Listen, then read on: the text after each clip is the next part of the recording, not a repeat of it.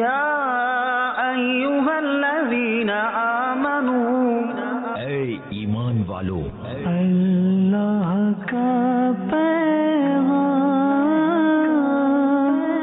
مومنوں کے نام۔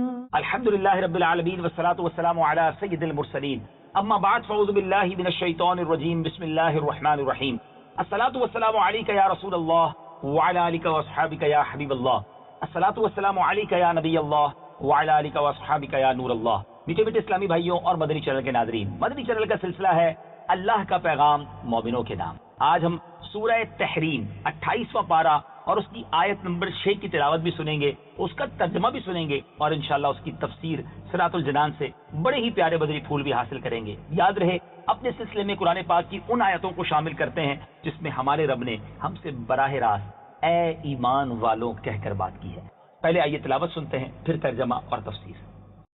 یا ایھا الذین آمنوا قوا انفسکم واہلیکم نارا وقودها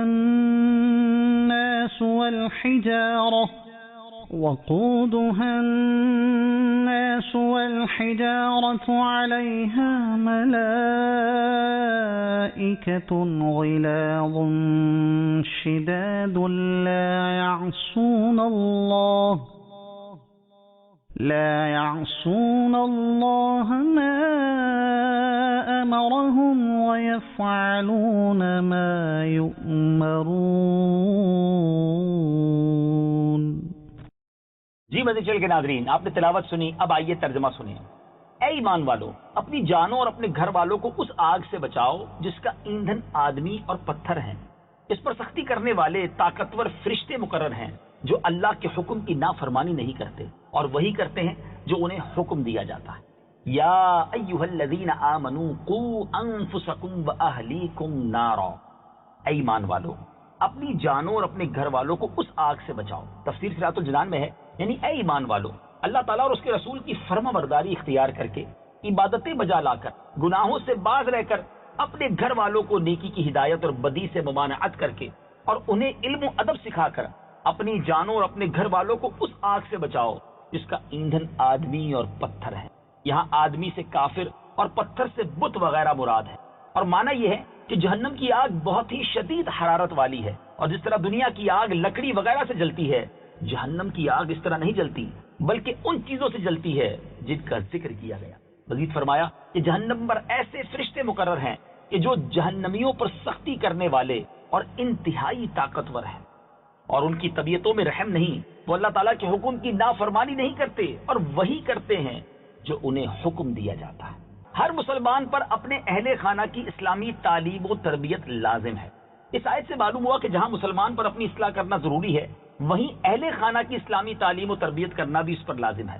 لہذا ہر مسلمان کو چاہیے کہ وہ اپنے بیوی بچوں اور گھر میں جو افراد اس کے ماتحت ہیں ان سب کو اسلامی احکام کی تعلیم دے یا دلوائے، یوں ہی اسلامی تعلیمات کے سائے میں ان کی تربیت کرے تاکہ یہ بھی جہنم کی آگ سے محفوظ رہیں۔ ترغیب کے لیے یہاں اہل خانہ کی اسلامی تربیت کرنے اور ان سے احکام شریعہ پر عمل کروانے سے متعلق 3 بڑی ہی اہم اور خوبصورت احادیث سماعت کیجیے۔ نمبر 1، حضرت عبداللہ ابن عمر رضی اللہ تعالیٰ عنہما سے روایت ہے کہ تاجدار رسالت صلی اللہ تعالیٰ علیہ وسلم نے ارشاد فرمایا، تم میں سے ہر شخص نگہبان ہے اور ہر ایک سے اس کے ماتحتوں کے بارے میں سوال کیا جائے گا۔ چنانچہ حاکم نگہبان ہے، اس سے اس کی رعایا کے بارے میں پوچھا جائے گا۔ آدمی اپنے اہل خانہ پر نگہبان ہے، اس سے اس کے اہل خانہ کے بارے میں سوال کیا جائے گا۔ عورت اپنے شوہر کے گھر میں نگہبان ہے، اس سے اس کے بارے میں پوچھا جائے گا۔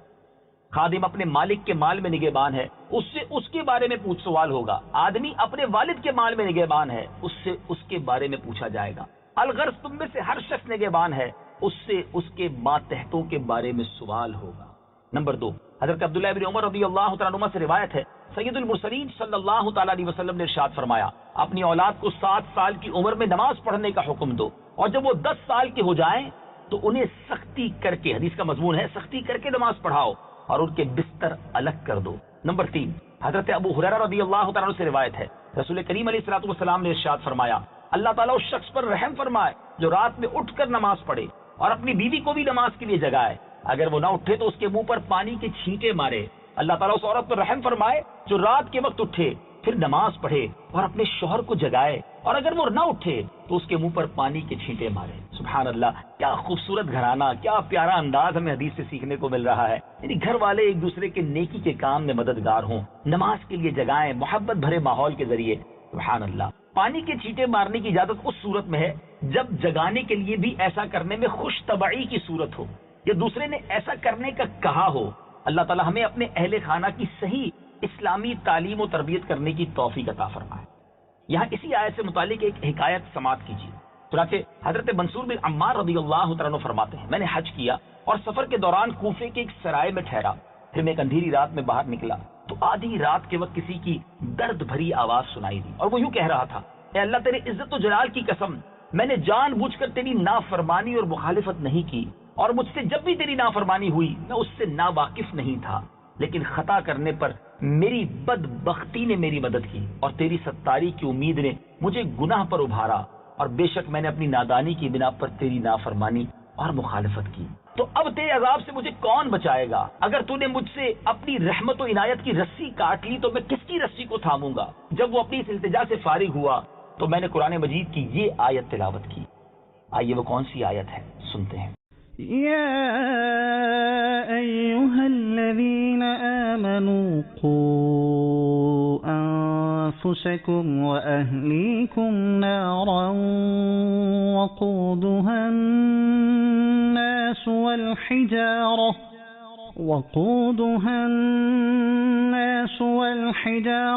عليها ملائكة غلاظ شداد لا يعصون الله ما أمرهم ويفعلون ما يؤمرون۔ جی مدنی چینل کے ناظرین، آپ نے تلاوت سنی، اب آئیے ترجمہ سنیے۔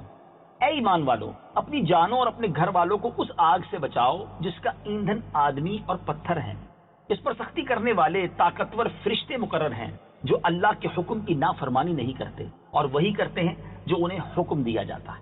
بزرگ کہتے ہیں، پھر میں نے ایک شدید حرکت سنی اور اس کے بعد کوئی آواز نہ سنائی دی، میں وہاں سے چلا گیا۔ دوسرے دن اپنی رہائش گاہ میں لوٹا تو دیکھا ایک جنازہ رکھا ہوا ہے۔ میں نے وہاں موجود ایک بوڑھی خاتون سے میت کے بارے میں پوچھا، وہ مجھے نہیں جانتی تھی۔ اس نے کہا، رات کے وقت یہاں سے ایک مرد گزرا، اس وقت میرا بیٹا نماز پڑھ رہا تھا، اس آدمی نے قرآن مجید کی ایک آیت پڑھی جسے سن کر میرے بیٹے کا انتقال ہو گیا۔ اللہ اکبر۔ مدنی چینل کے ناظرین، تفسیر صراط الجنان کے مدنی پھول تو پورے ہوئے۔ اسی واقعے کو اگر ہم غور کریں تو پتہ چلتا ہے کہ پہلے کے لوگ کیسے خوف خدا والے تھے، اللہ کے عذاب سے کتنا ڈرتے تھے۔ قرآن ہمیں جھنجھوڑ رہا ہے، اپنے آپ کو بھی بچاؤ، اپنی فیملی کو بھی جہنم کی آگ سے بچاؤ۔ دیکھیں نا مدنی چینل کے ناظرین، اگر ہمارا بچہ چھوٹا ہو اور چولہے کی طرف جاتا ہے، ہم کیا کرتے ہیں؟ فوراً بچاتے ہیں، آگ میں ہاتھ نہ چلا جائے۔ اونچی عمارت پہ ہو اور گیلری کی طرف جائیں، ہم ڈر جاتے ہیں کہیں نیچے نہ گر جائے۔ ہمیں بڑی محبت ہے اپنے بچوں سے، لیکن انہی بچوں کو جہنم کی آگ کی طرف جانے سے ہم کیوں نہیں روکتے؟ ان کی نمازیں قضا ہو جائیں، یہ حرام دیکھیں، بلکہ ماں باپ خود لا کر گناہوں کے سامان کر کے دیتے ہیں۔ مجھے ہر چیز بیان کرنے کی حاجت نہیں، میرے اشاروں سے آپ سمجھ رہے ہوں گے کہ ہم کہاں کہاں اپنے بچوں کو گناہوں کی طرف جا رہے ہوتے ہیں، تو بعض والدین تو مسکرا رہے ہوتے ہیں، خوش ہو رہے ہوتے ہیں اپنی بچیوں کو بے پردہ دیکھ کر، معاذ اللہ اپنے بچوں کو گناہوں کی طرف جانے کے لیے نہیں روکتے۔ قرآن کہہ رہا ہے اپنے آپ کو بھی بچاؤ، اپنے گھر والوں کو بھی بچاؤ۔ اللہ مجھے اور آپ کو صحیح معنوں میں قرآن کے احکام پر عمل کرنا نصیب فرمائے۔ اللہ نے ہمیں دنیا میں سخی رکھا ہے، بڑی مشکلوں سے بچایا ہوا ہے، ایسا نہ ہو کہ جہنم کے عذاب میں گرفتار ہو جائیں۔ اگر وہاں بھی عیش چاہتے ہیں، وہاں بھی سکون چاہتے ہیں، وہاں بھی تکلیف سے بچنا چاہتے ہیں، خدا را قرآن کے احکام پر عمل کیجیے، گناہوں سے بچنے کی کوشش کیجیے، نمازوں کی پابندی ہو، حرام کاموں سے دوری ہو، اور یہ سب ممکن ہے، لیکن اس کے لیے ہمیں ایک اچھا ماحول چاہیے ہوگا۔ ایک تو مدنی چینل کو مضبوطی سے تھام لیں، پابندی سے دیکھیں، اور پھر دعوت اسلامی کے مدنی ماحول سے دنیا میں جہاں کہیں ہیں وابستہ ہونے کی کوشش کیجیے۔ دعوت اسلامی کے اجتماعات میں، مدنی قافلوں میں آپ سفر کیجیے، اجتماعات میں آتے رہیے، اسلامی بہنوں کے اجتماعات میں جائیں۔ انشاءاللہ وہ دن دور نہیں کہ جب ہمارا گھر بھی انشاءاللہ سنتوں کا گہوارہ بن جائے، قرآن کے سکون پر ہم عمل کرنے والے بن جائیں۔ اللہ ہم سب کو نور قرآن سے فیضیاب فرمائے۔ اگلے سلسلے میں ایک اور قرآنی آیت، اس کا ترجمہ اور تفسیر لے کر حاضر ہوں گے۔ مدنی چینل دیکھتے رہیے۔ صلو علی الحبیب صلی اللہ تعالی علی محمد صلی اللہ علیہ وسلم۔ یا ایھا الذین آمنوا اے ایمان والو اللہ کا